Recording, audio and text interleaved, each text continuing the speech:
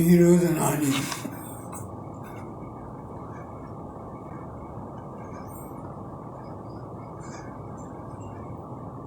ఒంటి నిండా దుస్తులు నాడు,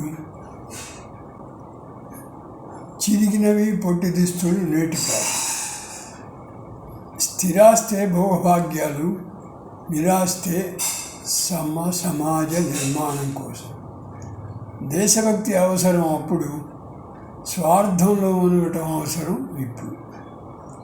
శరీర రక్షణ కోసం కవచధారణ, మనశ్శాంతి కోసం మౌనధారణ. కుట్రలు కుతంత్రాలు మనశ్శాంతి కరువు, నిష్కల్మషమే ప్రశాంతం. నిరాడంబర జీవితమే లక్ష్యం కావాలి ప్రశాంత జీవితం కొరకు.